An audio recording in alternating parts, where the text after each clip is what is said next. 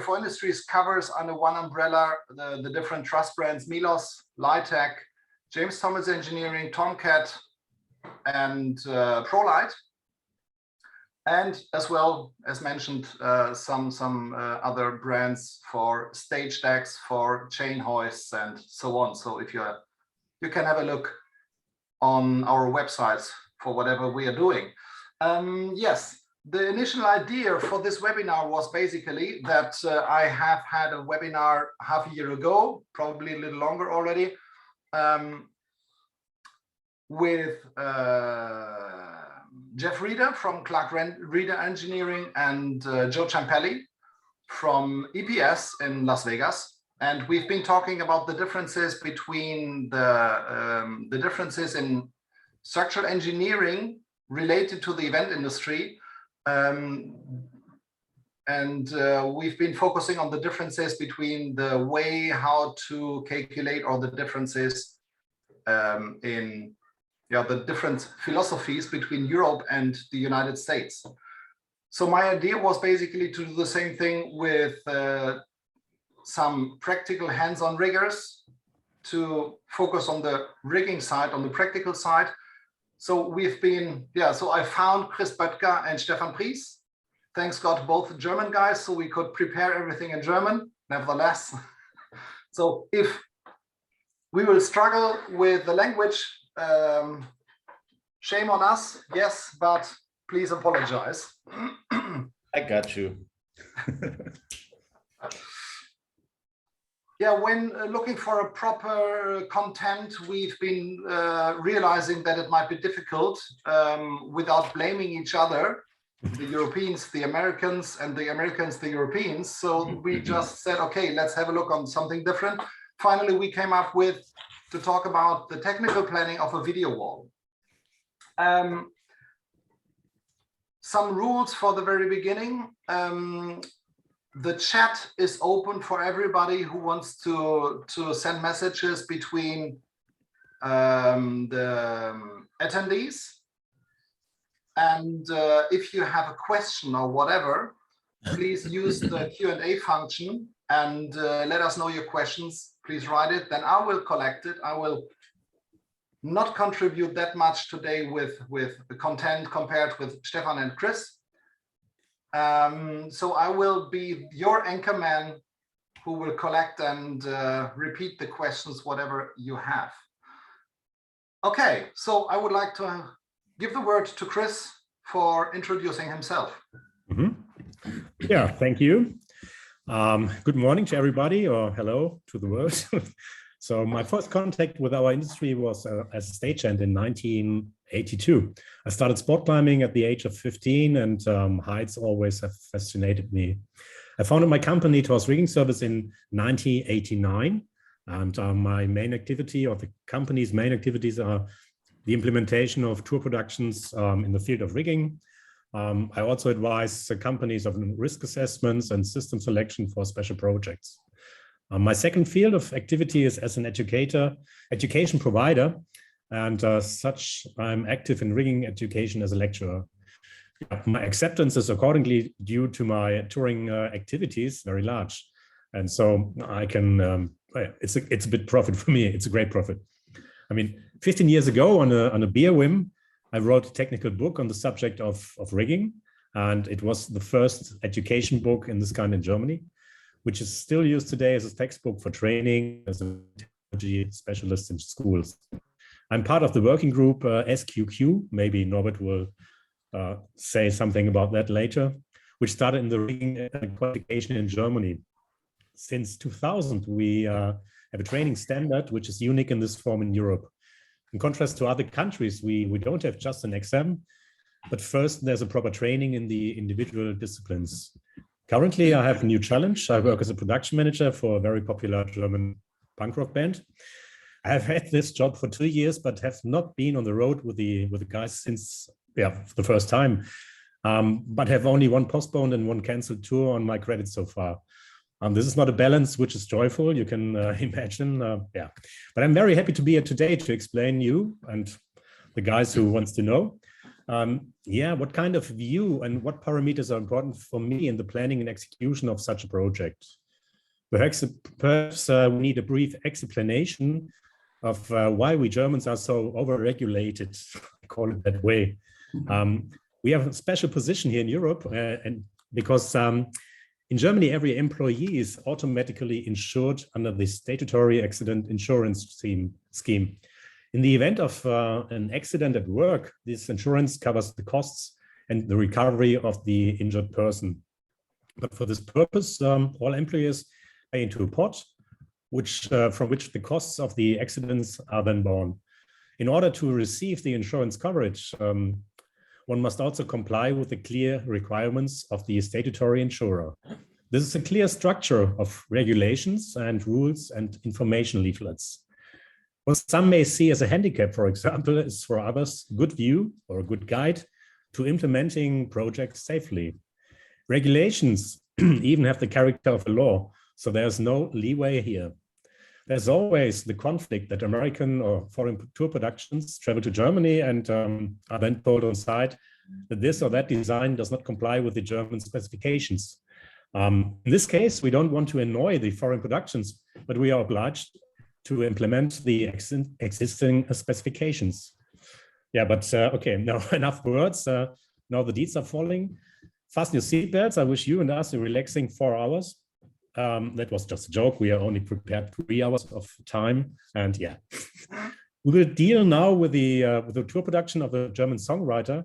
But before I start, I think it's it's politeful to, yeah, I have to pass the word to Stefan before.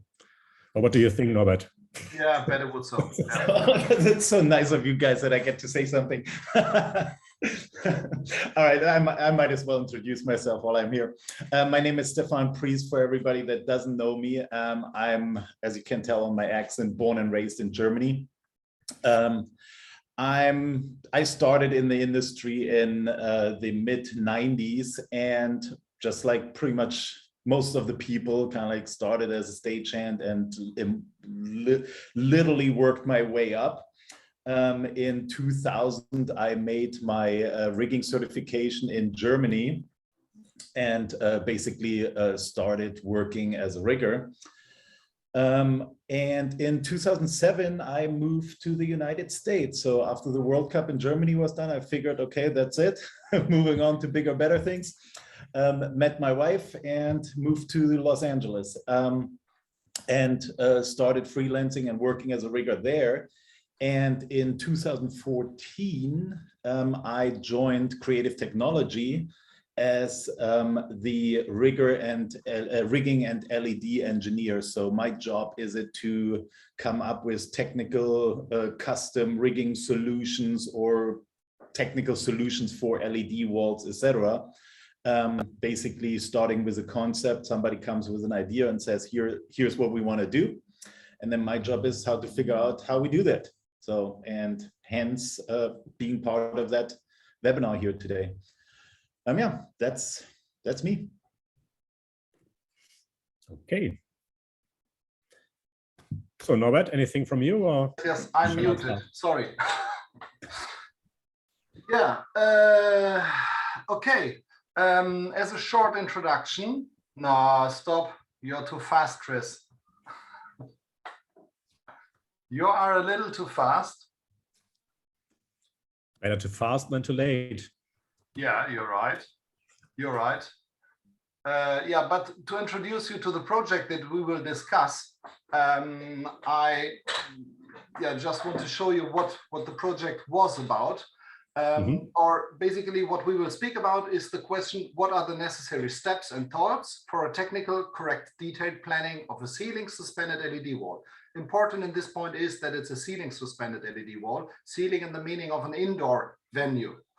Because if we would speak about an outdoor installation, it would be way more complex, because then we have the biggest enemy of the event industry, which is basically the wind.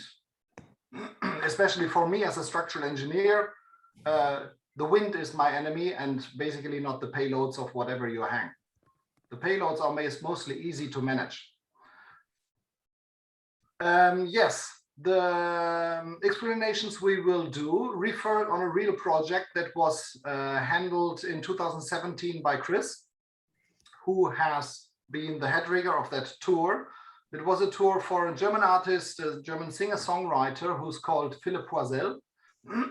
And it was a concert tour with 13 indoor shows with an audience from 10 to 15,000 people for each concert. And for you to get an imagination how the installation or how the LED screen setup looked like finally, you have this view, and you can see there's one larger LED screen on the back side or upstage, and a little closer downstage, left and right, some additional vertical oriented LED panels. So this is the front view, and that's it basically. And now, Chris, it's up to you. Okay, cheers. So, here we are. So the question is, where do we start? What is the first step? What is the first idea? That means for me, it's important to get in touch with the designer, for instance. So my first working basis is the first design idea, which shows here a top view with the planned lighting trusses and the video walls. The design template gives us the first impression of what we are talking about and where the positions of the wall are planned. The plan does not yet include the final system selection and the positions and the number of suspension points or chain hoists and so on. That means the trusses, which are shown here, are pure CAD symbols and does not yet for a specific construction type, which will be defined later. So the next is I need to get some information to the wall, to the dimension, to the amount of units, to the weight, and so on. Norbert has still talking about that. We are using 3 walls, and we want to get the focus on the main screen. The main screen is a large wall behind the stage, which takes up almost the entire width of the stage, and 2 smaller walls on the right and left side of the height of the center of the stage. So I'm now interested in the first steps of the size, position, and the weight of the planned wall. Therefore, I get the information from the manufacturer that I have now the size. That means every module has a size from 640 to 640 or 640 by 640 millimeters. And we have a single weight of approximately 11.7 kilograms. Yeah. That means we have to talk about 25 pounds, and this is a start as an information, but it's not enough to create a preliminary plan. So the next is what do we have till now, and what do we need? So I mean, the information what we have so far is the amount of the size. The amount of the walls. We have 2 different sizes. And we have the dead weight of the single module, and we know the desired position, but that's all till now. That means what information are we still missing, and how did the modules rise, or what does a possible flying frame look like? How many suspension points will be there, and what is the distance between each suspension point? What are the technical details to the suspension points in terms of texture and size? Is it possible to make the connection directly with a pin of a shackle, for example? And does it make sense to think about a support truss between the frames and the suspension points? Think about the amount of suspension units and suspension points. Yeah. How heavy is the additional fastening material, including the rope weight? Is there already a structural analysis of the whole system from the manufacturer of the wall or from a similar project? Questions upon questions, but now is the time to make the right decision or to still choose. After that, I can make a preliminary plan. That means this is what I got in the next to the next state. Yeah, I have now the known information of the subject of light, sound, and video in the stage signed, determined, and brought together in a preliminary plot. Also, we have here a top view, yeah, and already included are now symbols which serve as a motor point and show the position of the hoists. Each motor type has its own symbol. Since the motor symbols are not standardized, or here in Europe or in Germany, they are not standardized, a legend is required on the plan so that the recipient of the plot is able to differentiate. I think such a plot is, or such a plan is also elementary for further arrangements and for system selection. That means we are now speaking about the truss, which looks in this state like that. And now I want to pass over to Norbert.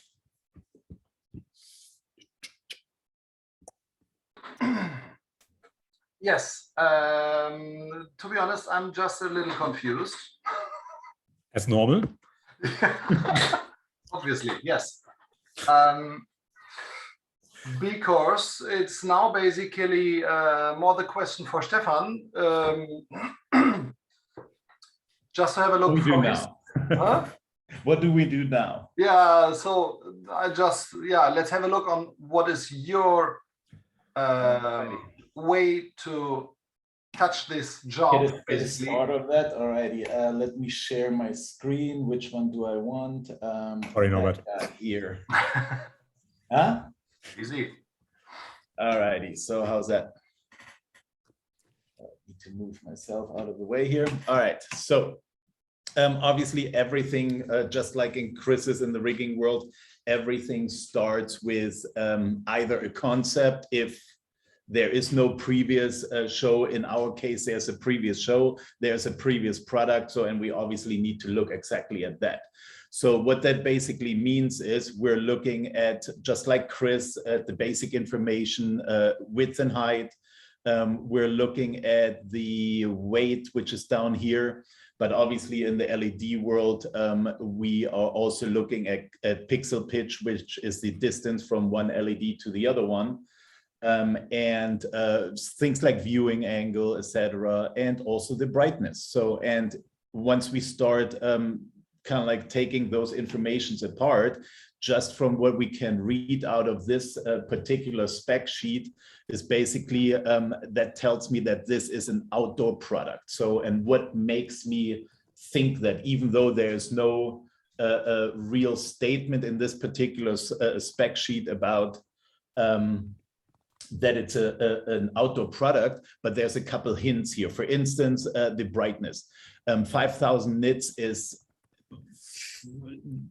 fairly bright for an LED panel. An indoor panel is usually no more than 1,800 nits, but obviously an outdoor product needs to be much, much brighter because it's competing with sunlight and daylight, etc. So that's why the brightness is much higher.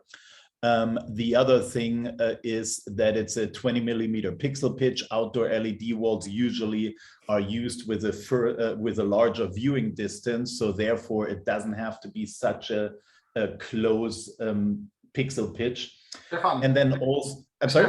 Stefan, let me just interrupt you. Oh, I see Chris only smiling all the way. Always when you're talking about the pixel pitch. Well, that's probably we must explain why Chris is smiling all the way. Okay, you go ahead and explain that. I do. Absolutely, you brought it up. Yes. When we prepared this lesson or this webinar, we focused us a little.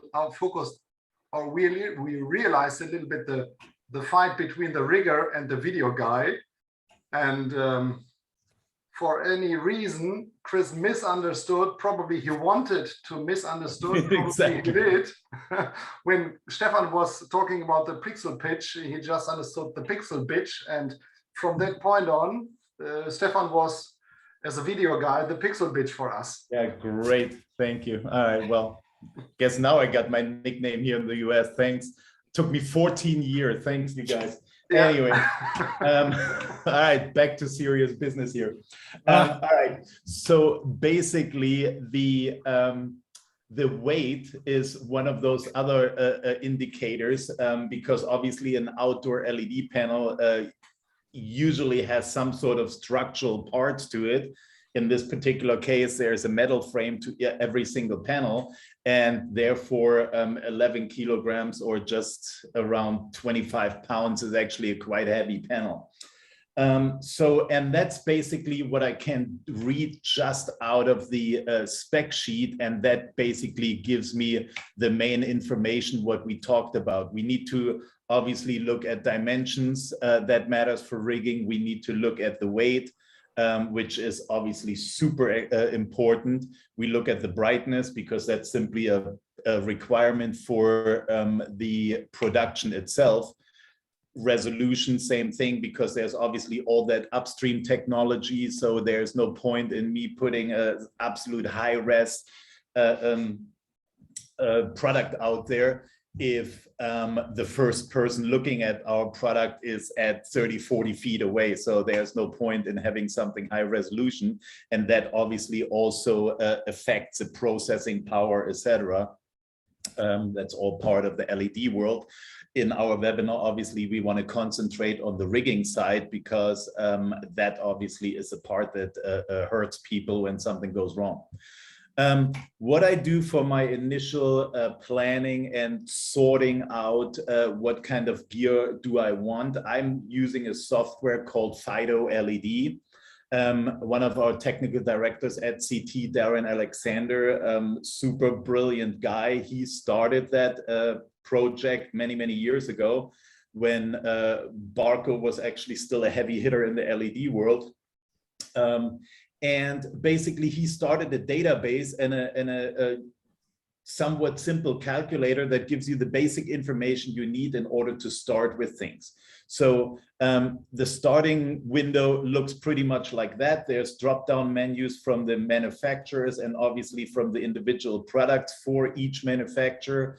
And you can see just by that one list, actually, it's a, to my knowledge, it's the largest LED database that is out there. There's other ones out there, but they are not as complete as this one.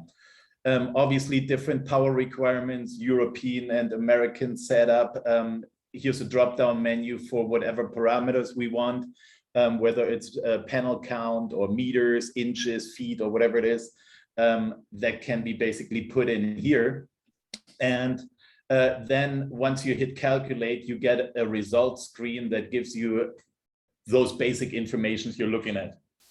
How many tiles wide, how many tiles high, total panel count, pixel count, etc., aspect ratio, always important for the content creators that do stuff. And then the bottom line here is for the rigging guys. In this case, I have the imperial measurements here with pounds and feet, but that can also be switched around here to metric for all our Canadian, South American, and other people that actually go with, or Europeans, in fact, go with the metric system.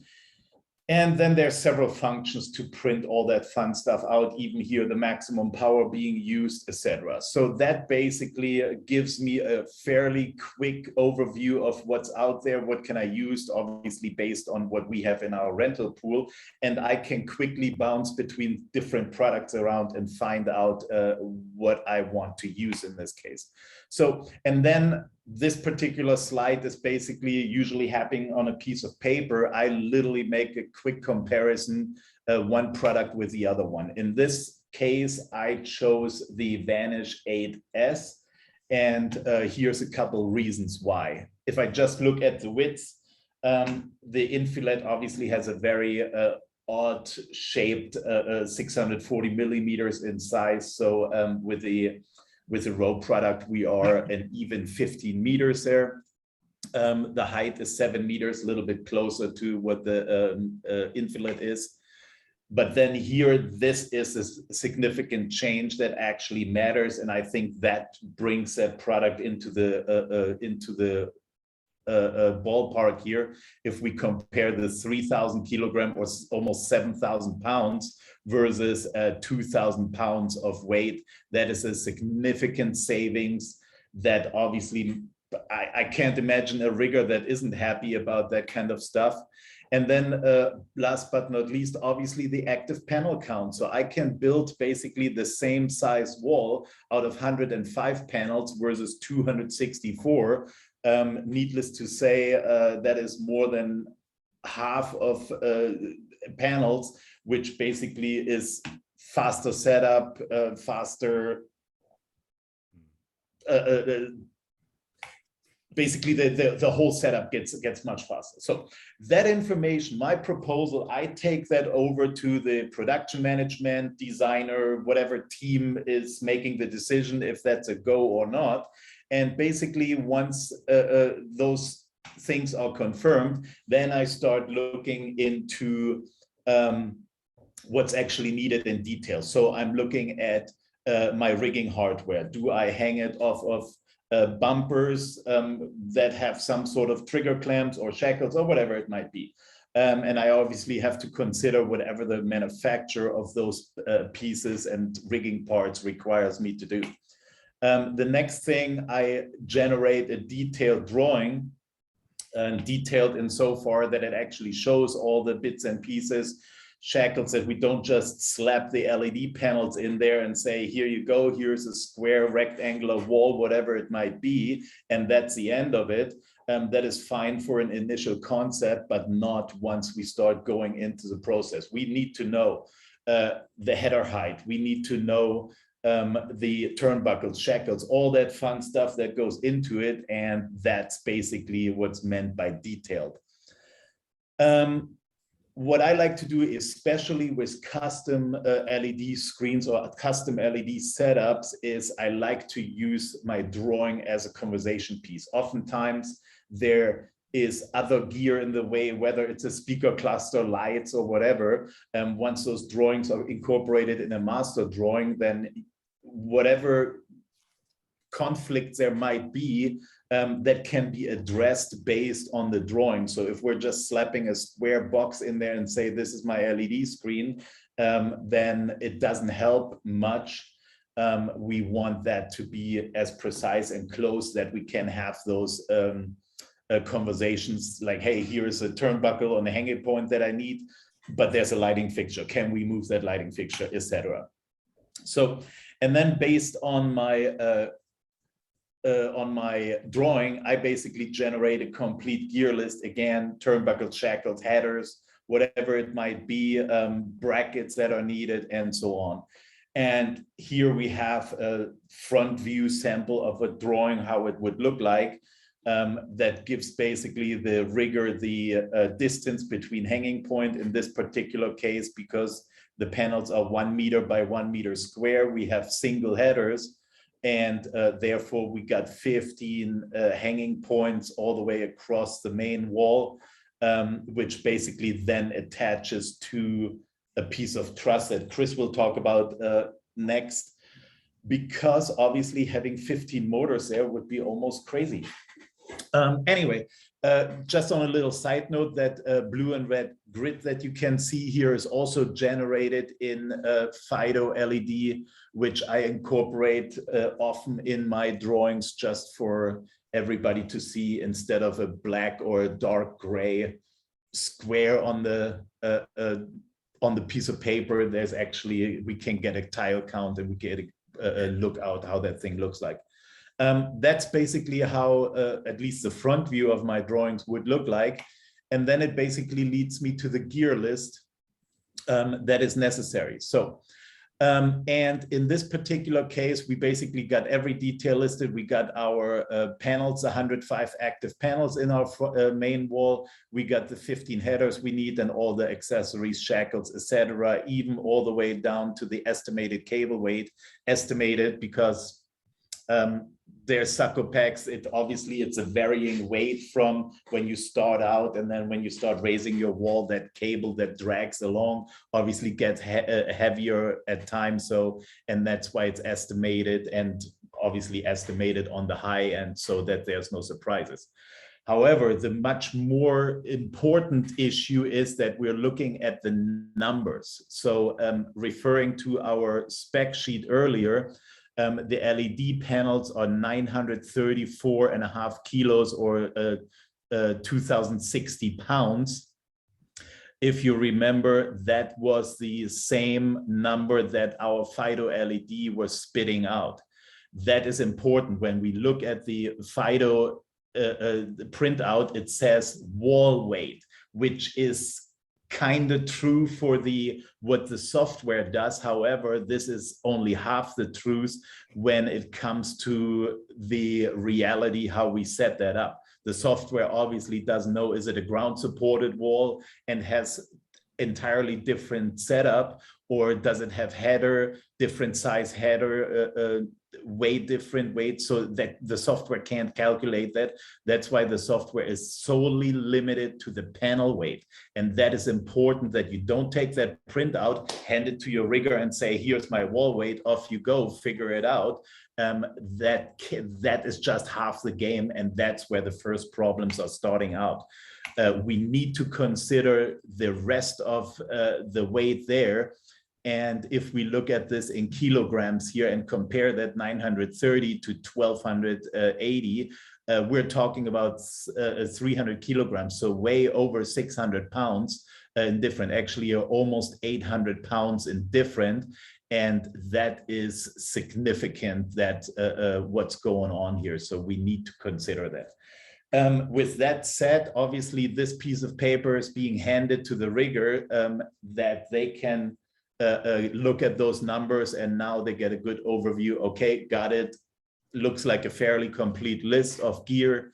Now that's a number I can work with. And here I would like to hook in shortly. What I like in your setup or the gear list is basically that it looks like you are the old picky German when you count with 3 digits after the comma. But for me, as a structural engineer, it gives me an indication that someone spent some thoughts on it, and that it's not only a rough estimation that it's 1 ton. When I see that the total weight is 1,287.461 kilogram, then I know that it's related somehow with the counting, or with a more or less exact count. And that gives me between the lines the information, or that let me hope that this information is quite precise, and that I can, if I would receive the information, the system weighs 1,300 kilogram, then I know, or then I assume that it's somehow an estimation, or that it is probably already calculated precisely, but then it was rounded up to an even number. And when I receive an exact number, I can assume that it's not rounded somehow, and that it's not estimated somehow, and which gives me a good information about the level of safety, how much probably we still need to add there, or we do not have to add there.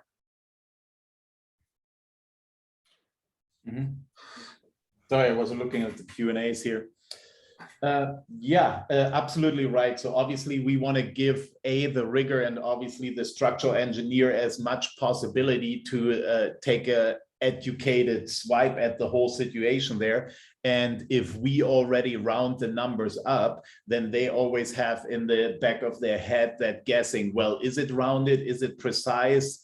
Is it just the panel weight, or what's going on in terms of calculations and numbers there? And then there's constantly conversations going back and forth by me doing the overkill here, that basically is giving everybody that peace of mind that's needed. And this is all automated in my world out of Vectorworks. So I simply keep my database up to date, and therefore I know exactly what's going on and how do I do that. Yeah. I think we pass on to Chris, right? And then but let's have a short look on the questions that has been raised in the Q&A chat. There was one question, but I guess there's a misunderstanding why there are less panels when the panels are smaller, but that must be a misunderstanding, I guess. Because the panels of the Vanish 8S are bigger than the ones from the Infilet, and therefore there are less panels in total count.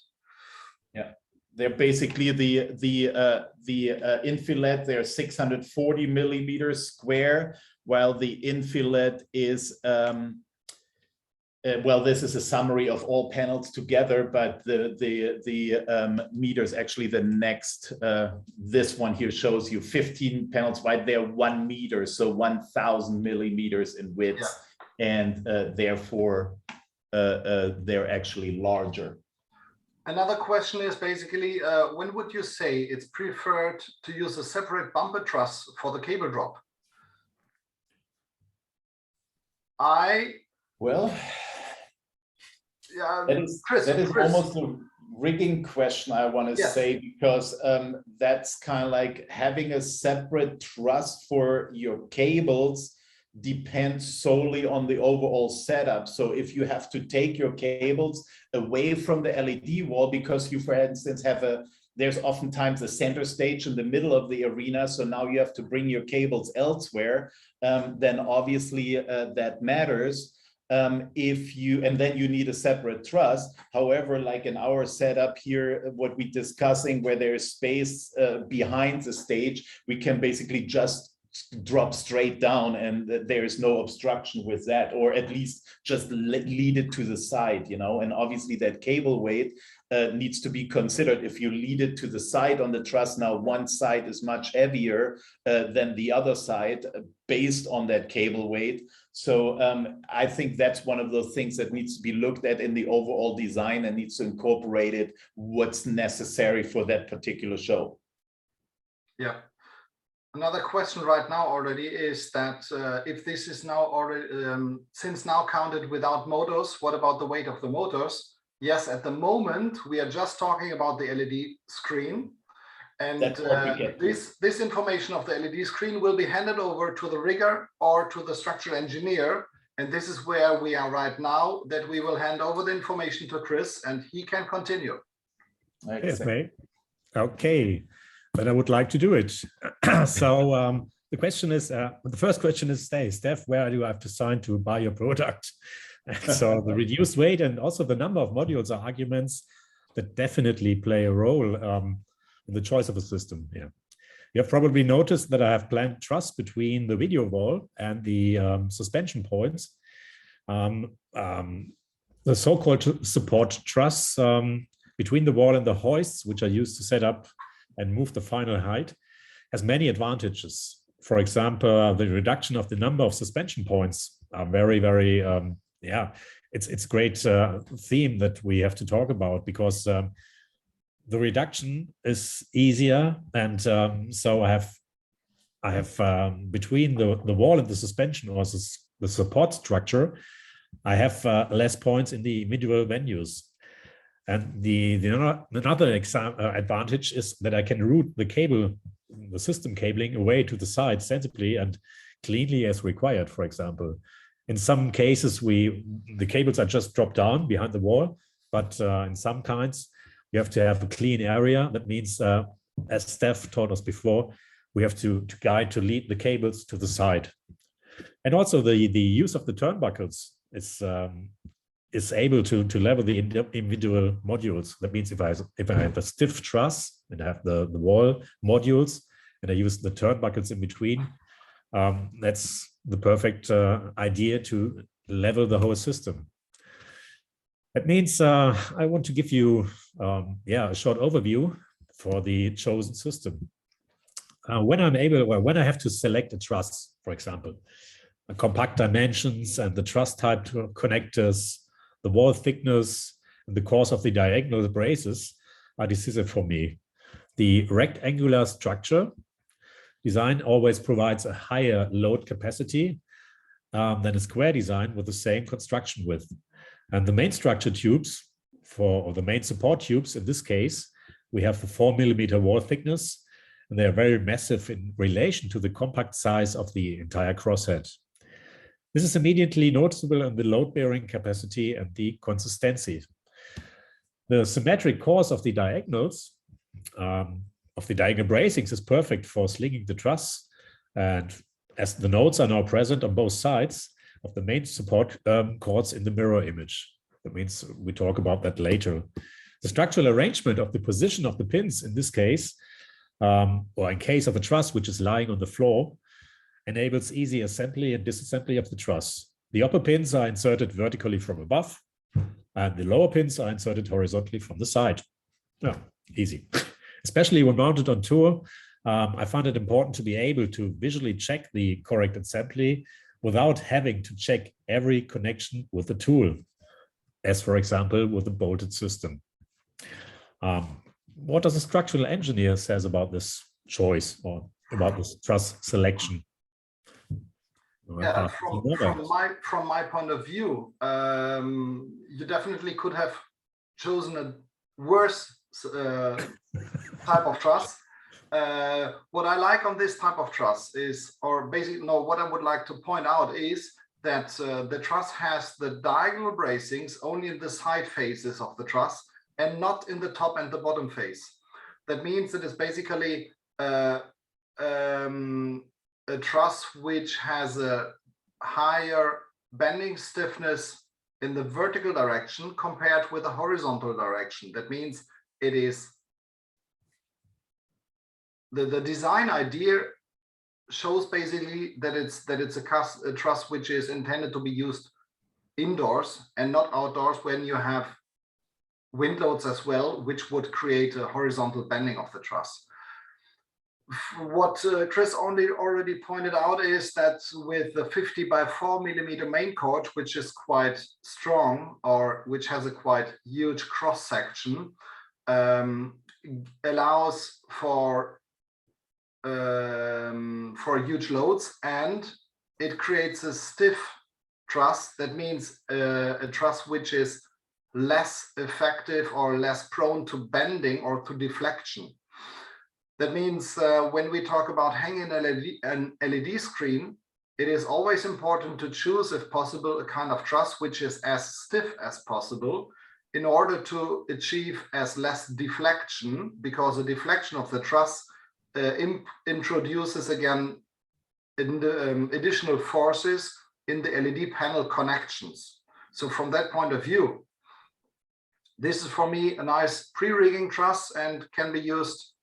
Yeah, it's serving correctly for this job.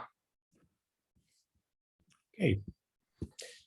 So yeah, I continue with the next question, and the next question is how many hoists and what is the system what we have chosen there? I mean, due to the length of the support truss, we are speaking about 16 meters. I've chosen a total of 6 motors, 6 hoists, all combined with a load monitoring system. And the operator of the control unit has at any time the visual control of each hoist on each motor at any time. That means the 8-channel motor controller is positioned directly next to the wall so that the drive operation can be carried out at any time in the visual mode. That means the unit, the load monitoring unit, is also positioned directly on the hoist control system. In some cases, you can combine them, but it's another story. So, I mean, now the question is how to calculate the point loads. And therefore, please, Norbert, can you take it over again? I stop my screen and yeah. Yeah, just have a look on the questions. Okay.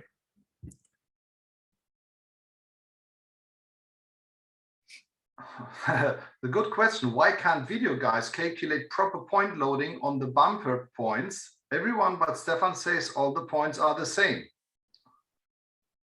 Stefan, you're muted.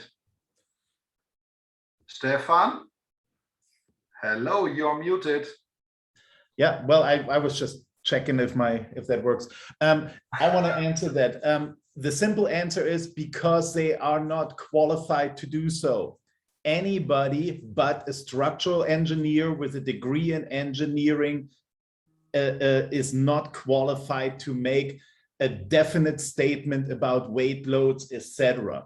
Can we take an estimated guess at it and give our best to do so, and with our experience, etc.? Yes, but it is not the videos person's job to give precise point loads. That's a rigger's job. And if it gets more complex, it has to be a structural engineer. That's why. Okay, now let's have a look on the mathematic background and the way of calculation.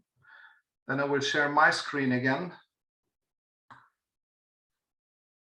Okay, I did a comparative calculation where I compared the differences. What happens if you count with multiple point loads or with a uniformly distributed load? That means the differences for the what effect is, no, sorry, where's the difference in the result for the truss when you compare a uniformly distributed load or multiple point loads. And as Stefan has counted the weight of the screen, including all bumpers and cables and shackles and turnbuckles and so on, it is 1288 kilogram, which is roughly 12.88 kilonewton. And yeah, then I did a very first calculation. The black line here is symbolizing the truss or the center line of the truss, and there's a support on the left end and the right end. I've considered a 16-meter span with a 15-meter distributed load, and the load is basically the total load of 12.88 divided by 15 meters. It's 0.86 kilonewton per meter. The 15 meter equals, yeah, graphically the LED screen with a 15-meter length. This load figure results in a bending moment for the truss with 43 kilonewton meter. This would be basically the number the engineer would need to select the proper truss system or the truss system that matches, which is suitable or strong enough to take the force, to take the load. A comparison when now it is calculated as a distributed load in kilonewton per meter. What happens if we have a look on it as a single point loads or multiple single point loads? By mistake, the vanish system has a bumper or a header every meter, so it results basically with 12.88 kilonewton divided by 15 points. Results in the same kind of load, but it's not considered as a distributed load, but 15-point loads.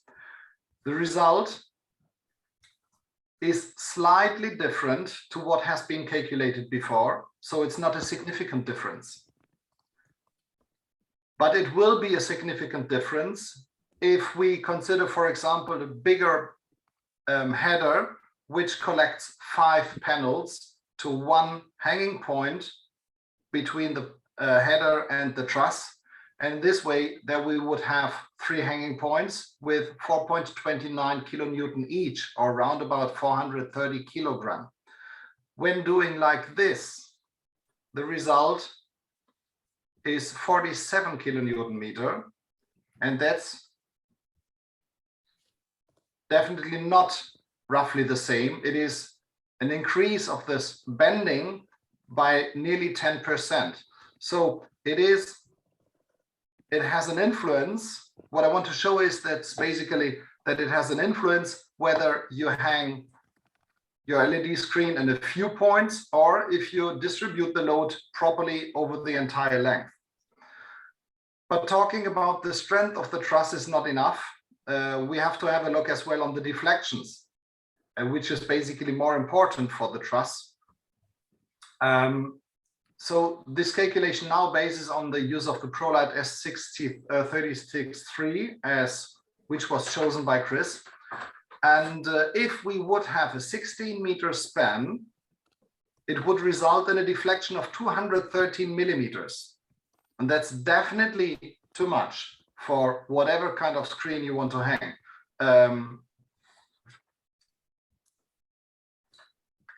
Just for those of you who have a trouble with counting millimeters, it is 8.4 inches. Probably you can deal with this better. And this cannot be managed anyhow when you have this huge deflection. It's extremely difficult to level the LED screen correctly underneath. So the only option is to create more hanging points.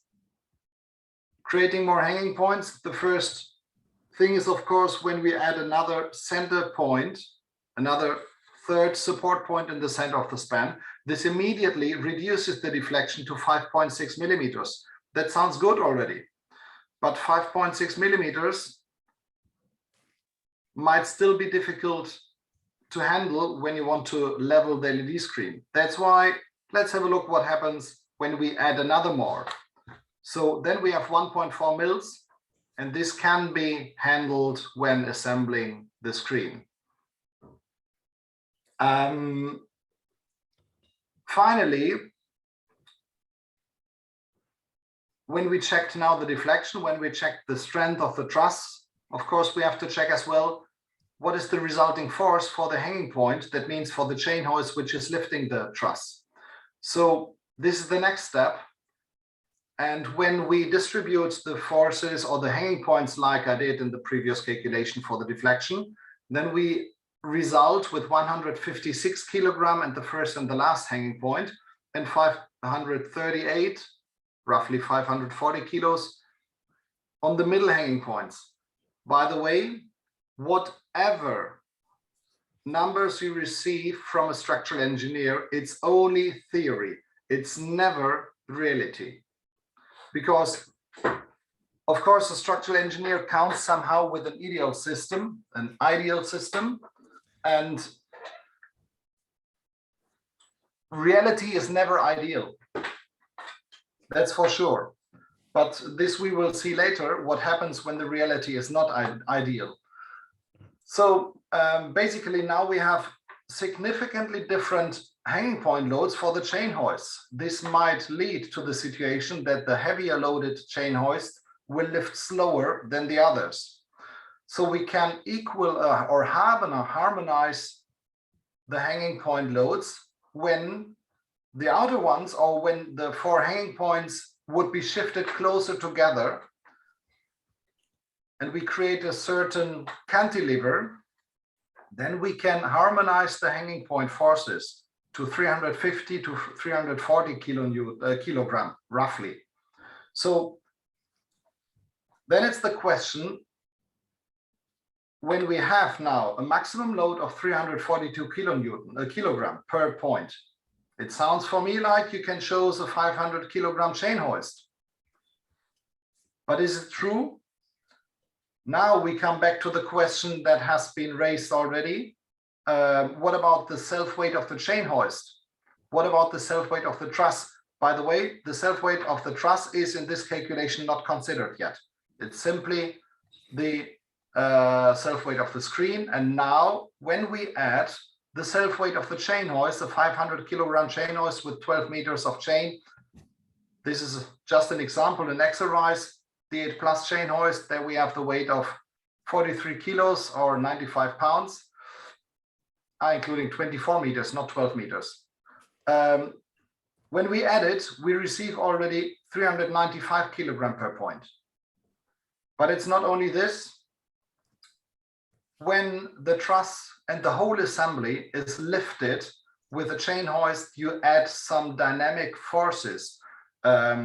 When you start the chain hoist, the inertia of the whole system creates a load increase. And this is usually, or a simplified approach to count that, impact by the dynamic reaction of the system is to add a factor of 1.2. That means adding 20% plus. This is a simplified approach, which is described in the German BGV C1, now called DGUV V17, quite complex. So when we add this, we result in already 473 kilos per point. And now, yeah, I spoke already about different lifting speeds of the chain hoists. And now I will show you what happens if one of the chain hoists does not run the same speed like the others for whatever reason. If it's loaded more heavy, if it's whatever, if it's not connected properly and does not work or whatever. doesn't matter. So what happens if the second chain hoist of the 4 runs a little slower and means that it ends 5 millimeters lower than the adjacent neighbored ones? Then it's shifting already to 729 kilos on the next one. So from less than 500, we have now more than 700. And based on this, my conclusion is basically, as soon you do not have really a lot headroom, it's, from my point of view, worth just to choose a chain hoist one size bigger, and then you're on the safe side. That's it at the moment from my side when talking about hanging point loads, deflections, strength of truss, and basically whatever we speak about the loads, it is a question how to control this. And Chris already mentioned that he's always using a load measuring system to have control about what he's doing. So Chris, now it's your word again to talk about the load measuring. Yes. Yeah. So, I mean, when I supervise and plan a production with the use of a video wall, the use of the load monitoring is an absolutely must. As Norbert says, since the structural engineer only considers the ideal case, yeah, when everything is statically addressed and all supports have the same height, I basically choose the load monitoring because since I will not have the ideal word of the structural engineer in reality. In contrast to Norbert, unfortunately, I have to move the wall. Norbert just sitting there on his desk and make the calculation. Sorry about that. Yeah. Respect, Norbert. You know that. Yeah. Yeah, so, all good. So the small distance in that case, the small distance between the hoist, as well as the fact that the drives are not synchronized, very quickly create load shifts in the entire system, and that they can no longer be controlled. And therefore, I have to consistently demand and implement the load monitoring in terms of the budget. What you see here is a snapshot, a screenshot. And you see we have 6 different hoists, and you see the total weight. So the thing is, by the way, yes. by the way, this is now a screenshot from the project that Chris really did. My calculation was not referring on 6 chain hoists, it was referring on 4 only. Yeah, but it's no difference between the load shifting. It will be the same, Norbert. The load shifting will increases to more hoists or more suspension points. And yeah, so what is the main advantage? We want to prevent, but what do we want to prevent? We want to prevent the overload of support structures. We want to prevent the overload of electrical chain hoists.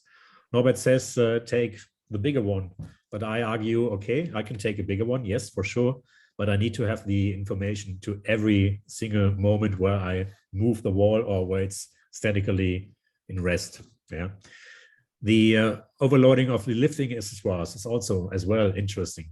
The preventing unintended stress in the video wall. Think about stress in the wall, while the truss above the wall has got deflection, for example. Some systems enable the group deactivation feature by connecting the motor control with the load monitor. That means if one hoist or one channel of the load monitoring system has an overload, the whole group will be deactivated.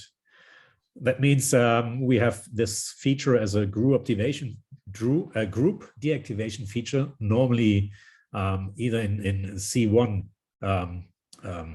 units. That means we have a special system which allowed us to move hoists or loads above the audience, for example, or if we have to lift people, if we don't have to lift only a weight, if we have to make a traveling of a person, for example, then we have also to use the C1 feature and the C1 complete control system plus the C1 hoists. I have the possibility when using a group, I can set every single channel individually with an upper and lower load limit. That means, for example, I'm able, if I have a 1-ton hoist, I can set the upper limit to 500 kilos. That means if I have a venue with 500 kilo suspension points, I'm able to ensure that the hanging point is not get overloaded, for example. Yeah, I mean, we are talking about a static system, and we are talking about what happened to a bigger system, and that's the moment where I want to pass back to Norbert, please, to explain us the difference in the systems. You are muted. You are muted. Sorry. Yeah, you've been talking about the load measuring on a span or a truss, a straight truss, which is in one line with several hanging points. Yeah. That means it is a statically indeterminate system, and it sounds like a strange word for some people, but I would like to explain what exactly a statically indeterminate system is. And for this, I have to share my screen again, where we are. Here we go. So, on the left hand of this slide, you see one page of the German regulation SQP1, no, SQP2, which is about electric chain hoists. And there's one chapter about protection against overload. And there's written here, here is something written which is important to know. And just the translation is that load measurement is always required if there's a risk of overloading individual elements in the distribution of forces. The danger of overloading individual elements in the distribution of forces often exists with statically indeterminate system. So what the fuck is the statically indeterminate system? This must be known to understand when you are obliged to use a load measuring system and when not. To explain this, let's imagine a 6 meter long single span beam supported by 2 chain hoists and loaded with a single point load. I need to mention that now the self weight of the chain hoist and the self weight of the truss is neglected. So the reaction on the hanging points when it's a center point load is basically 50% right and left. So 50 kilogram on each hanging point. What happens if one of the chain hoists will hang slightly higher or lower than the other? Usually in this system, it would not affect anyhow the reactions. That means it is a statically determinate system. Differently, it is when you have the same span with 2 times 3 meter, so with 3 hanging points, and all chain hoists are exactly in the same height. Exactly means exactly. That means on the last half millimeter. Then the distribution is 33 kilogram in the first and the last one, and 134 kilogram in the middle. And when I talk again about the last half millimeter, you understand already that the difference between theory and reality usually, or I strongly believe that you never level that exactly. So the distribution of the forces, what happens if the middle chain hoist is running 8 millimeters lower compared to the outer ones? Then the resulting hanging point forces will be, surprisingly, 100 kilogram in the first and the last one, and already nothing in the center. So 8 millimeters difference on a 6 meter long truss assembly changes everything completely. So that means when you have a system where the slight change of the lifting height does change the support reactions, then it is an indication for a statically indeterminate system.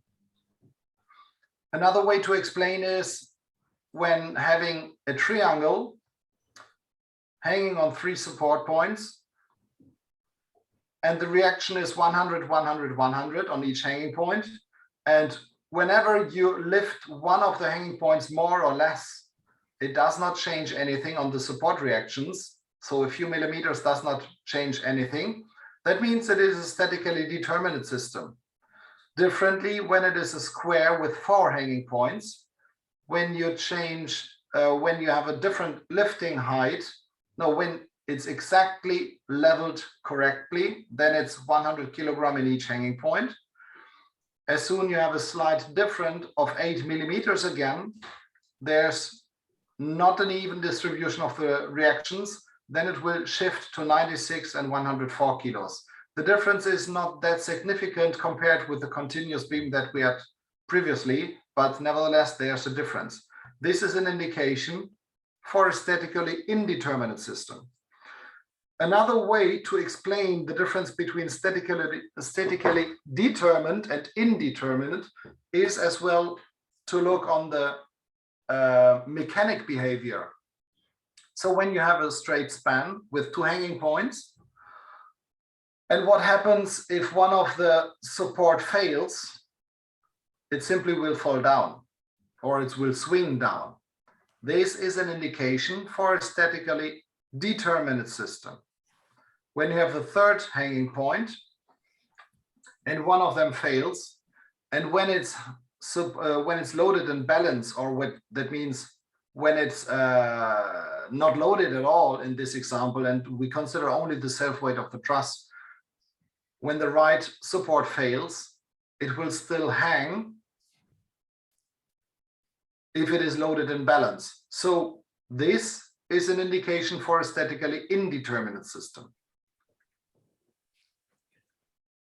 Looking on the triangle, when this one fails, it will simply swing down. It is an indication for a statically determinate system. And the square with 4 hanging points, and this one fails, it will still hang.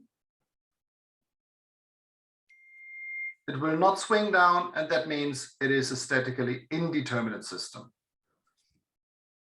So once again, my comment, whatever I calculate or any other structural engineer calculates, it is only theory. And even a slight difference in lifting height, even a few millimeters, already have significant impact on on the results, that means on the hanging point loads and on the forces within the truss system as well. Yeah, that's it from my side about the statically indeterminate and determinate systems. So it's now again your turn, Chris.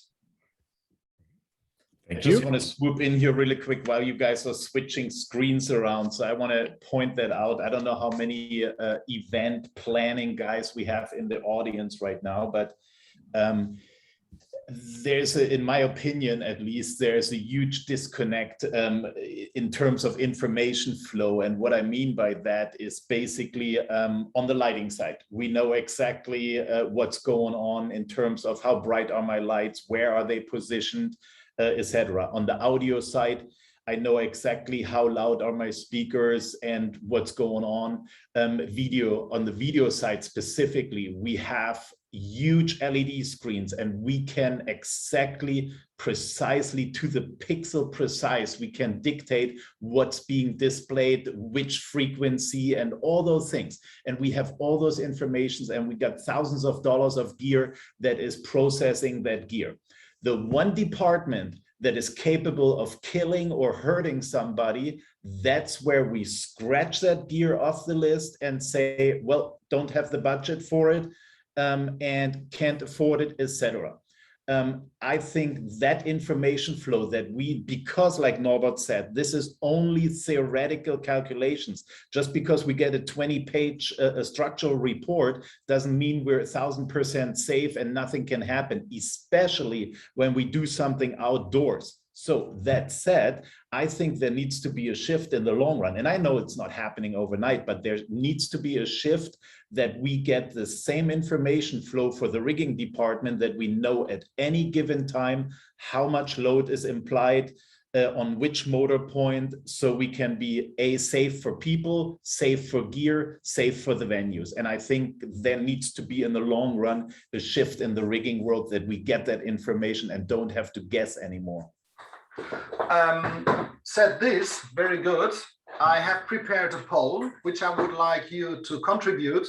It's basically simply the question: if you already use load measuring systems to check the loads when suspending statically indeterminate systems.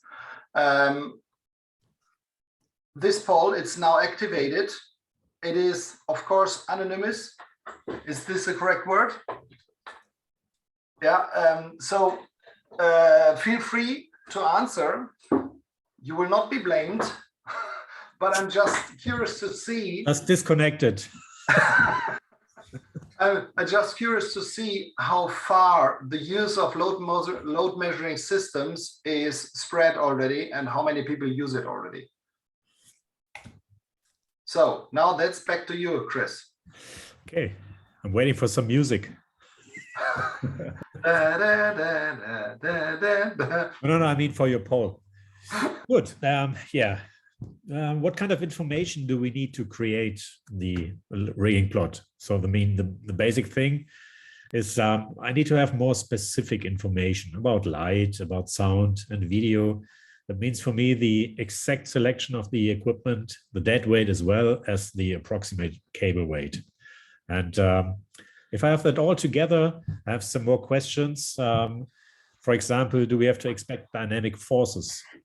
That can be possible if we are using an automation. Yeah, that needs to be lifted or loaded above the audience or above the stage, above musicians. Musicians are also humans. That means there's no difference between lifting something over the audience or over the stage. I mean, we are all talking about humans, and yeah. And also, do we have technicians working at height? That's a very, very important question for me. Who can work at height? For example, spot operators, focus technicians, or a thought of a troubleshooting. That means troubleshooting means for me, if there's something which is not working properly, the question is, do I have to change it during the show? And therefore, I want to pass it now to Steph, who will be there also. And yeah, Right. your idea about working at height and things like that. All right. So, so basically, after all that stuff that's happening on the rigging side, etc., there's obviously quite a little bit time on the LED side of things. And what I usually do during that time, and especially again going to our example, we want to take that thing on a tour. I'm basically compiling all my documentation, remaining documentation. So that means spec sheets being pulled. Oftentimes there's shows where we have different LED panels and different walls that basically needs to be all collected. Rigging hardware specifications. The rigging guys amongst you will know that not every 5/8 shackle has the same load rating. There is differences from manufacturer, and I'm not talking about countries different manufactured. Here in the United States, we know that CM, for instance, is making shackles that are much higher rated than regular shackles from, let's say, Chicago Hardware or Crosby or somebody. So that information needs to be passed on if it's a set thing. So turnbuckle capabilities and those kind of things, that all needs to be collected and put in the folder. Any documentation on custom hardware, if it's a custom setup, a screen, if there's custom wire ropes made, if there's custom brackets made, or whatever it might be, that needs to be collected and put on file. If it's available, and I know there is not a lot of test reports or manufacturing information test reports, as well as engineering reports from manufacturers out there. But I think that is important that we as video companies go out there to the manufacturers and we tell them we need those information. So it depends when I already buy your product. if that information is not available, but it's available from somebody else, I need to look in the future when I'm actually actively using that product, what information do I need that matters. So we need to collect those information, and we, for manufacturers that don't have that or have it incomplete, that information needs to be an industry standard, that it's available, that things are load tested, and we know exactly what the strength is. And then obviously, if there were, since I mentioned earlier that I use my drawing as a conversation piece, obviously, if there were any changes made, then those drawings will be updated. And once I have all that together, again, we take that thing on tour where it gets over and over set up in the same configuration. I take that to a structural engineer that we can know exactly what our point loads are, etc. Again, LED or video people should not make definite answers of loads directly. That's what a structural engineer is for, or a production rigger that has the appropriate experience for it. Again, but that doesn't prevent us from taking a swipe at it and at least start gaining that experience that we certainly can and should have. So yeah, that's basically that. And then it gets that whole bundle gets put in a folder and handed over to the rigger, that he can take that information on tour, and whenever there's an inspection, whenever there's a question, he can flip that folder open and point at a page and say, here's what we're dealing with. So, and that's it. It goes straight back to Chris. Cheers, thank you. So let's move to the next step, and I call it execution planning. That means, that means for me it's important that, I mean, it sounds funny if it comes out of the mouth of the rigger, but we want to avoid working at height. That means it's an absolutely, yeah, the question is, what are the daily work and department schedules? And what are the transfer points, for example, also of the individual departments? What is doing the rigging part or department, and where does it pass something to the video department, for example? And the next question is, how is the service concept? How can we reach parts of the screen? For example, if we have to, unfortunately have to get in touch with a special module to change it. And this is a really, really important question, because if you don't speak about that before you start the production, it can bring some trouble. And Steph, what is your idea of service concept, or what do you want to do with this question, and how do you solve it? Oh, all right, so let's see here where we're at. Share that again. Problem of video guy having too many monitors, right?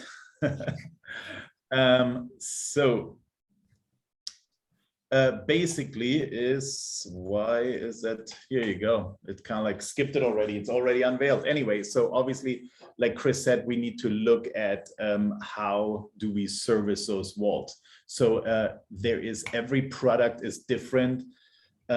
Is it front service? Is it rear service? Or is it both? So 99.9% we need always rear service, because that's where the cables and the connections and power supplies are, etc.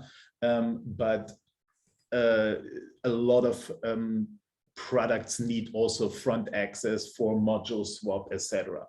And in this particular case, that's why I made that front bolt, because we basically need, for the vanish, we need also front access. So the question is now, how do we get there? How do we get to wherever there's a panel out, a pixel out, a cable disconnected, whatever? Do we need work platforms? Do we climb there? What kind of obstacles do we have in the way? Obstacles meaning, for instance, if there's a curtain hanging right behind our LED wall, everybody that ever climbed a single truss and right next to a curtain knows the minute the curtain is moving, it throws your balance off. So obviously that creates a huge danger there when you're climbing up there. So there's a whole bunch of things that need to be considered and questions answered. How do I get to that point? Then what safety measures do I need? If somebody is climbing, I got vertical or horizontal lifelines installed that I can create that accessibility to our walls wherever we need to go with it. And then a very big part is, what time window do I have to service that wall? Is there just a loose cable and I can do all those things behind the wall? I can take a lift up there or even climb up there if it's set up for that. And then I just can reseat the cable or swap the cable out. And this is something that could be done while there's, for instance, a band changeover from support band to main act or something like that. But obviously then there's other situations where there is an issue in the front. And so do I have enough time? Get a lift in there, get a person up there, get the module swapped and all that stuff. So that matters. And everybody working in the LED and video world probably has been in that situation, that kind of like, dang it, it went for 3 days, rehearsal was all perfect. The minute the guy walks out on the stage, there's a module out and now it looks weird. That happens, it's simply the nature of the beast. But we also need to consider who's doing the service, especially here in the United States. There is a lot of venues where there's only specific people allowed to climb, whether it's on a LED wall or in the building in general. And we obviously need to pay attention that whoever is doing the service knows exactly what they're doing. It needs to be properly trained, explained, etc. Because obviously if there's a power issue, we don't want just have anybody fiddling around with a power cable there, because that could create its own problems there. So service, answering all those questions, what do we do in case, is really important and obviously ties directly into your rigging department. And that means you, Chris. Yeah, okay. Let's have a look at the questions. Yeah, I'm just looking on the question again. There's one question in between from Sweden. Yeah, the load cells are still extremely expensive here in Sweden, and not many companies have any for hire either. If we have any tips on brands or models for load cell police systems, please share, with a smiley behind. Yeah. What is expensive? Expensive is yeah, exactly. This is my point as well. Expensive is relative. Yeah. Compared to safety, expensive is relative, it's relative. I mean, and may I swoop in there? If we consider that a long throw lens, an 80 by lens or something like that for a long distance camera is $250,000, I think for $250,000 we can equip several events with load cells, even with where there is 100 hanging points or so, we could easily manage that. So yes, obviously in our world, expensive is relative. And yes, the shackle options also, they're somewhere between, each load cell is somewhere between $1,200 and $1,500. And that's exactly what I meant with my earlier statement of kind of, there needs to be a shift. So that obviously that shift also includes that if there's a higher demand and if people start buying those systems, that slowly the price comes down. And that's what I said was kind of like, this is not happening overnight, but just because it's expensive, nobody's asking for it. Therefore, the people don't know that the demand is there. Area 4 is actually building motors where the load cell is already built into the motor. So that is groundbreaking as well. So now you don't have a separate system. Now it's already integrated. Obviously, Norbert and his team can point in a couple directions there. So, and we simply, with everything, airbags were an extra. You had to extra pay for it back in the days. Nowadays, you're not even allowed to build a car without an airbag anymore, or seatbelts for that matter, you know? So it's all relative. Is it expensive? Absolutely. But what is not nowadays, you know? Yeah. And safety. Explain that to somebody that just got hit by an LED wall and sits in the wheelchair now, how expensive $50,000 for a load cell system is, you know. I just can point out, have a look on the homepage of Exit Technology, where are offered different load cell systems, and as well as Stefan mentioned already, we offer as well chain hoists where the load cell is already included. Yeah, but where have we stopped? Who did I interrupt? I guess it was you, Chris. Right? It was me. Yeah. Yeah. Well, no problem. So the next question is, or the next theme is to get to the staff planning. Sorry, I have to move back. I'm a bit too fast. Oops. Wrong direction, Chris. Yeah. So he's on the other side of the globe. Of course, it goes the other way. Kind of okay. That was a sad excuse, but hey. No. It's I tried. Okay. You're far away from me, so no problem. So to determine the number of tour riggers, we have to consider the following parameters. The first question is, how many hoists do we have? Yeah. So the hoist number is an important parameter. The transfer point, for example, who is operating the hoist control, the motor control system during the load out or load in and load out of the video wall. It can be part of the rigging team. It can be part of the video team. In case of a support truss between the video wall and the hoist, who is responsible for assembly and disassembly of the truss? It can be part of the rigging team or of the video team. In case of load monitoring system, who is responsible for the assembly and the disassembly in the load monitoring system? These are only little steps, but every step has to need some time, and you need some personnel, and you need to work together maybe with stagehands. For example, if you have to mount the truss.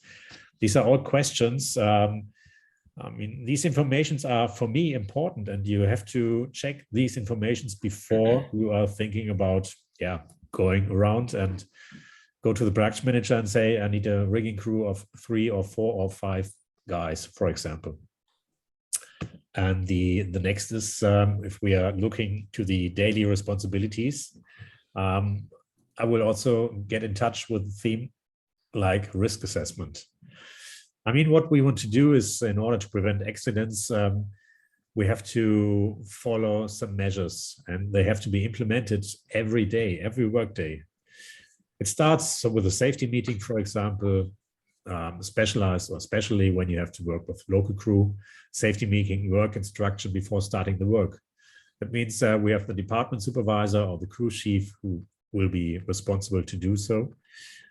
We have the visual inspection of all work equipment before each use. We have the clear separation of tasks between the departments, who takes over which activity.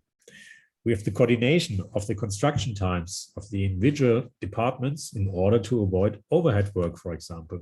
That means if the rigging department starts at 7 in the morning, it doesn't make sense that the lighting crew will be also there at 7 in the morning, because now they work to the same time in 2 different levels, and we want to avoid that.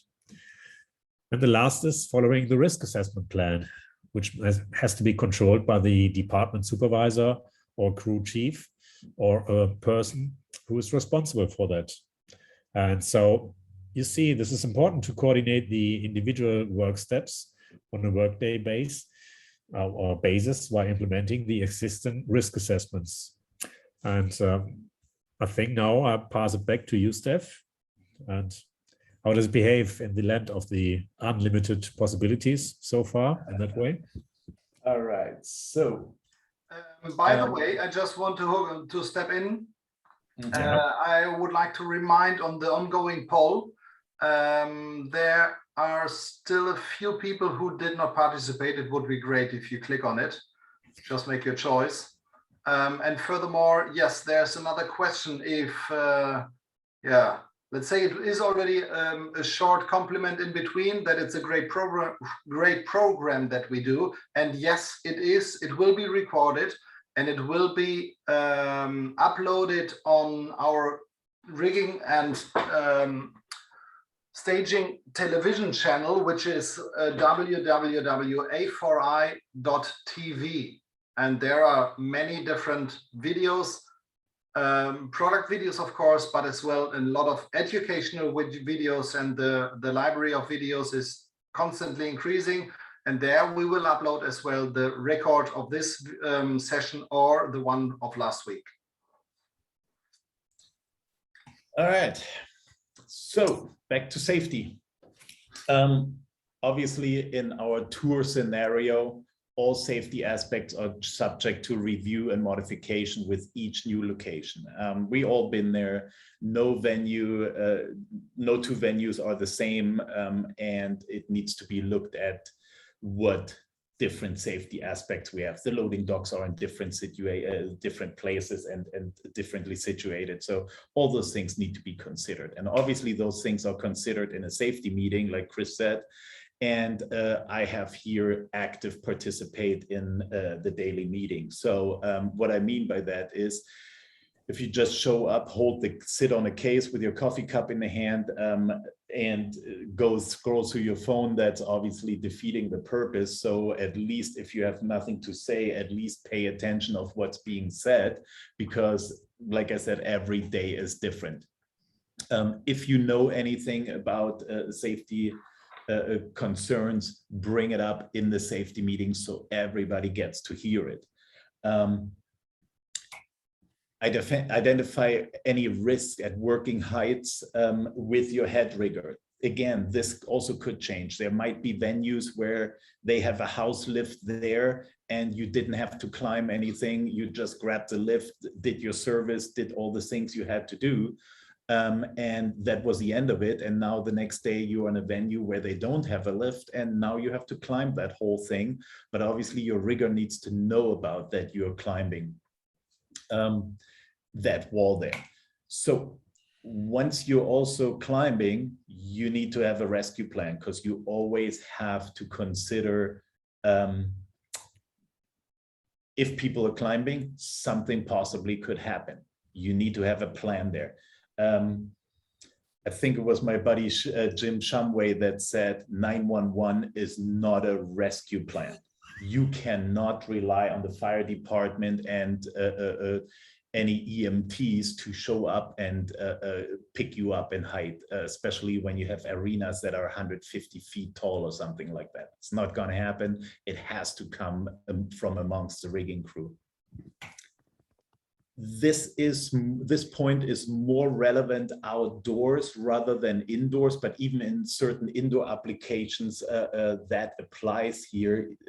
And actually the US requires, there's an ANSI standard that I get to in a minute that actually requires us to have an operations management plan. What that means is that whatever special circumstance could happen, we need to already have that scratch off the list and have a operation plan for that. So it's managed, meaning especially outdoors, at which wind speed are we acting?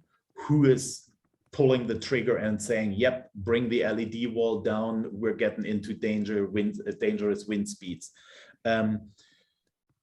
For the indoor application, who is calling the shots? Yes, we have enough time to fix whatever problem we might have during changeover. Let's do it. Who is calling the shot? Who is sending the person up there, etc. All those things are written down in an operations management plan, and they are known to everybody. It's not kind of like, well, Peter is not here, so therefore we need to do something else. So there is always all scenarios are, or as many as possible scenarios are planned through and are considered, and we have already a plan for that. And then last but not least, select qualified crew. I can't stress that enough, how important that is.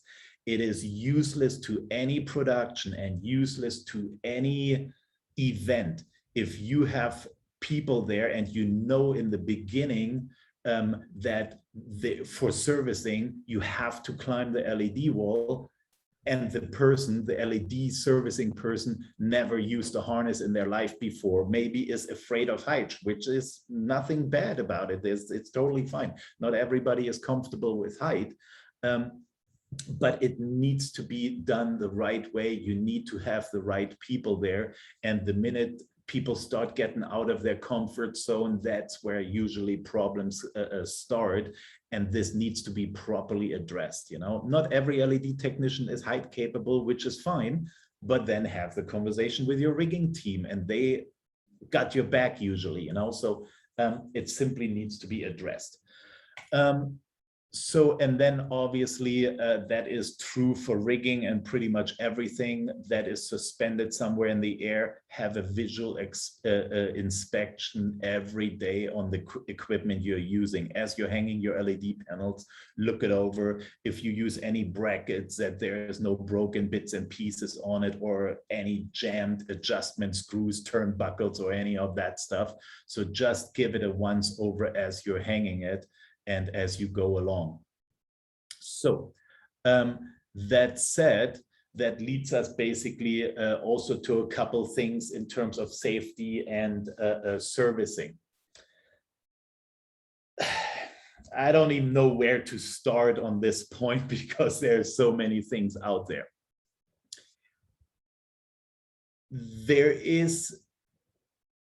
I get to that ANSI standard in a minute. That ANSI standard, for instance, specified that no LED components, headers, frames, whatever, are anchor points to be used with your personal safety equipment.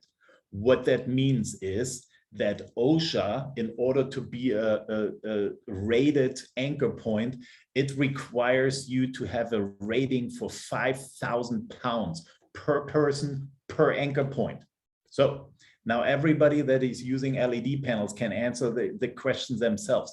If any given component in that LED wall would be capable of withstanding 5,000 pounds or 22 kilonewtons of force, we wouldn't have that webinar today.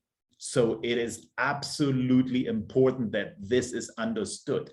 Climbing up there, clipping yourself in on an LED frame that is a cast magnesium alloy aluminium magnesium alloy is just not good enough. You fall, next stop, floor. It's simple as that. So that means whatever climbing structure that is climbed needs to be dimensioned in a way that can withstand those loads in case of a fall. In the United States, we refer to...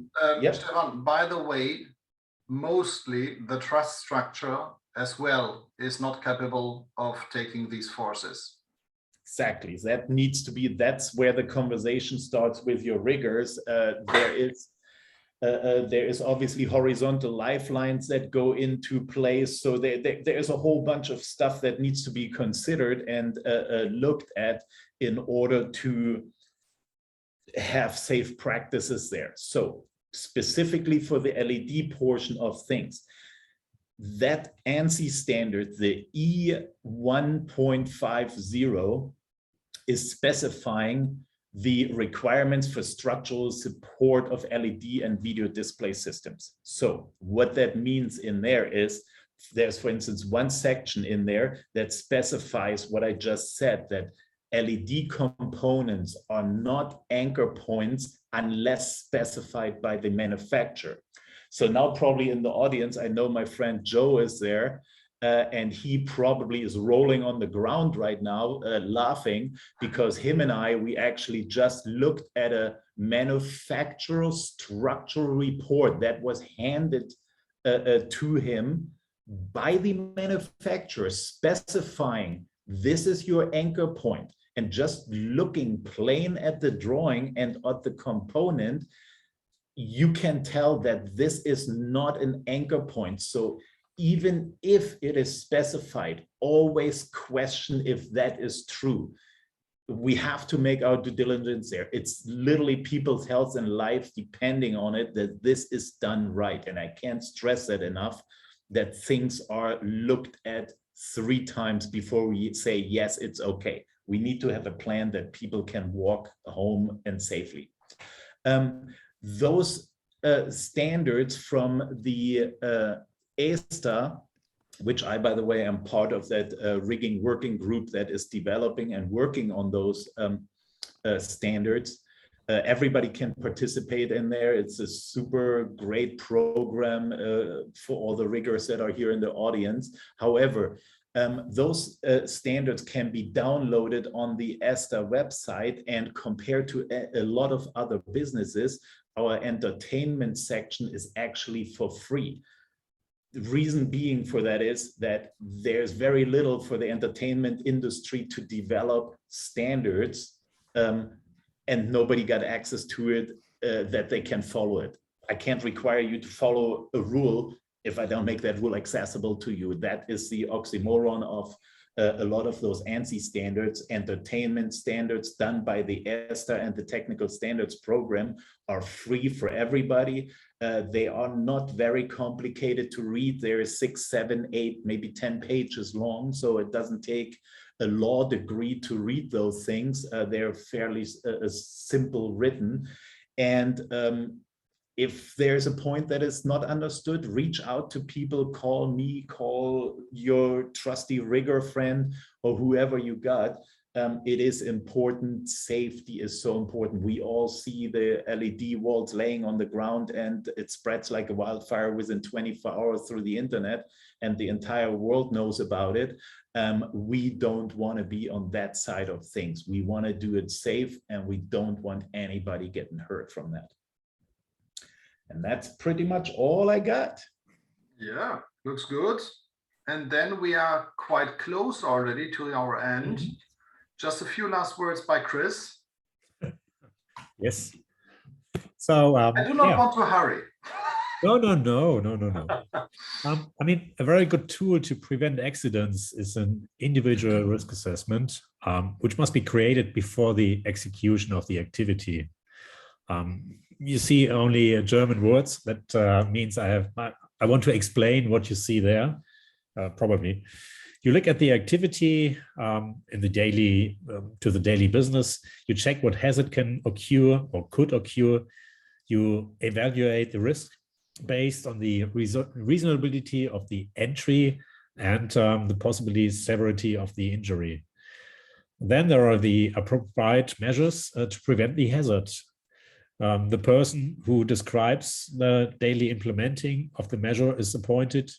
And the most important thing is that this individual risk assessment ensures that all those involved know and can implement the measures to be complied with. For this purpose, these assessments must also be made available to the persons concerned. In our case, this means all persons involved in the construction and the use of this wall. It is not of use if it rots on the desk of someone responsible in some office. Yeah. And my last thing is I want to show you some, I call them troubleshooting concepts.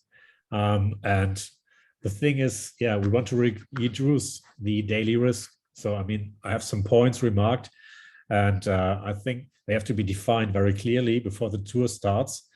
I call them, whoops. I call them technical difficulties. I don't know. I'm just a rigger, not a video guy. Right, exactly. Let's start again. Sorry. Oh no. So yes, I want to do that. Yes, please. New try. You see it? Yeah, no. But you must. You want to double click your slide that it opens up. Yes, sorry. Last try.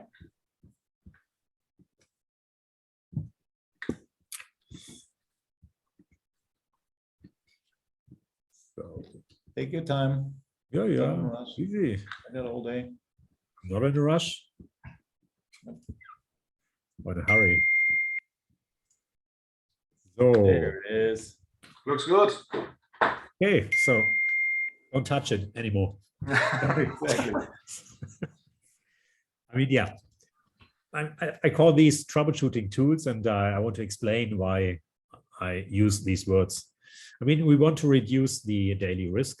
That means we have to be defined very clearly these points before the tour production is getting to start.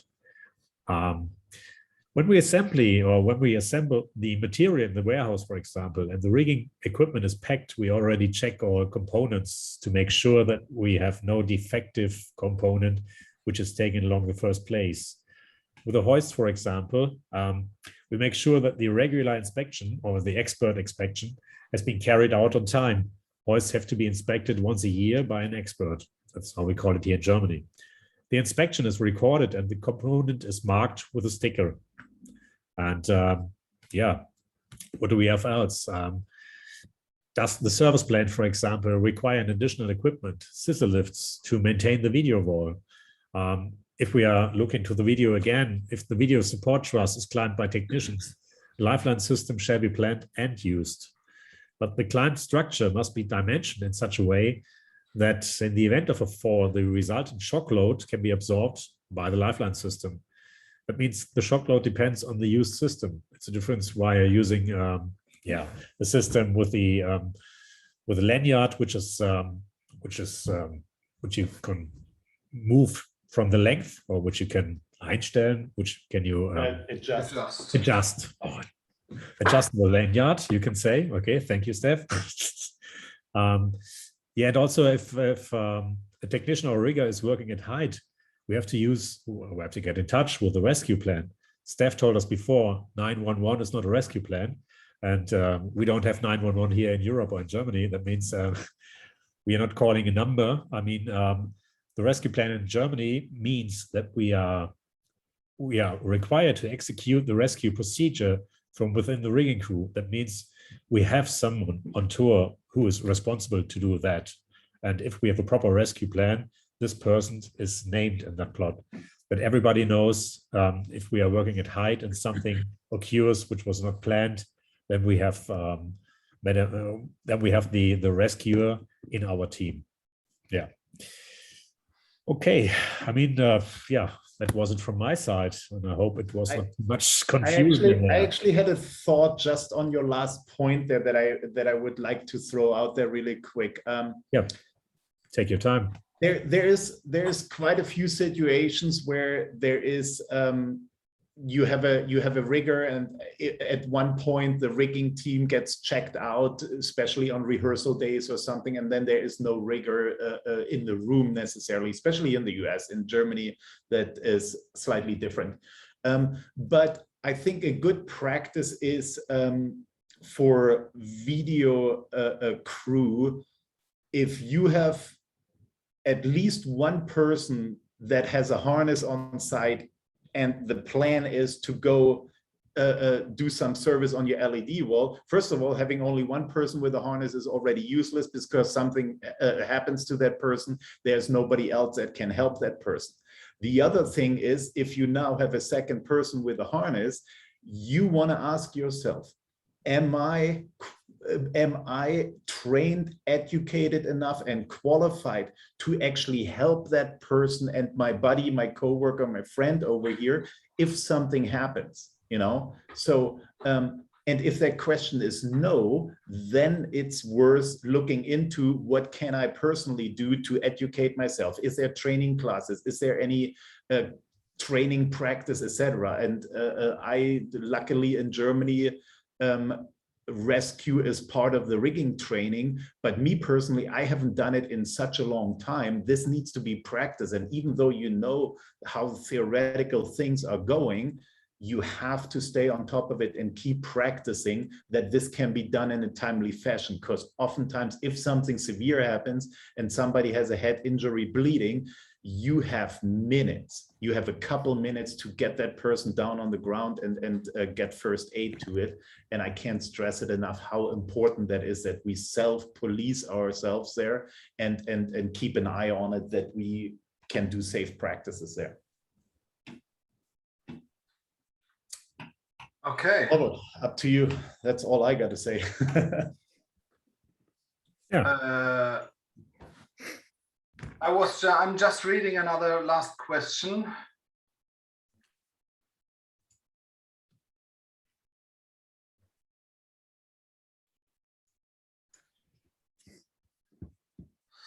Yeah.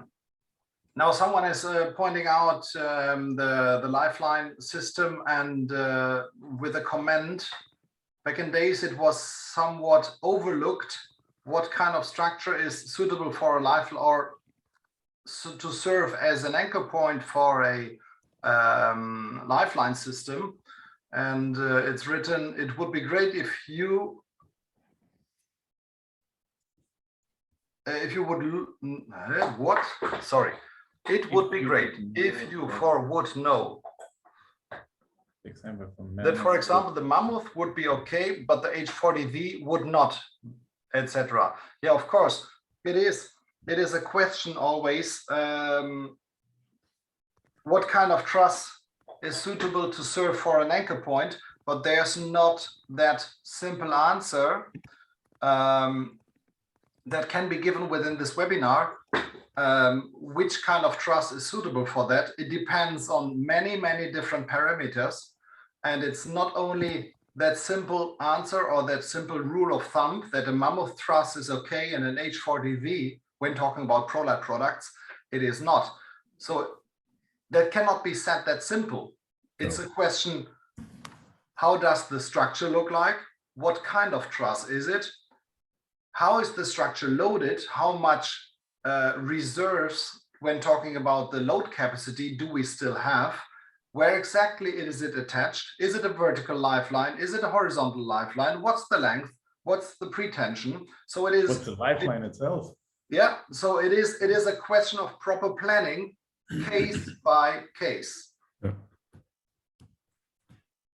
Also, which system as a PPE is selected? So you can't say an H40V is not able to be climbed on. It's wrong. It's totally wrong. So, yeah, it's a complex theme. Unfortunately, not that easy to answer this, especially, or basically, we cannot say there's a rule of thumb, this works, this does not work. Yeah. That's for sure. It must be planned individually, case by case. Yo, I think, Steph, Chris, if you do not have to contribute with anything else, we reach the end. And I just can say thank you for your patience, for your attention, for your questions. And yeah, as I said already, the webinar will be uploaded within the next few days, within the next week, probably.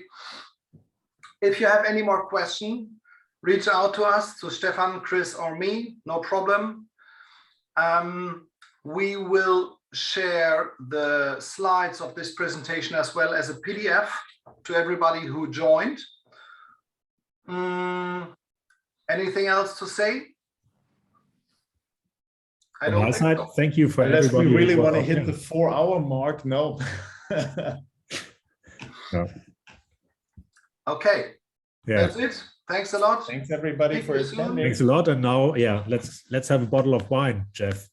Great. Yeah. Explain that to my boss. It's 10 o'clock in the morning here.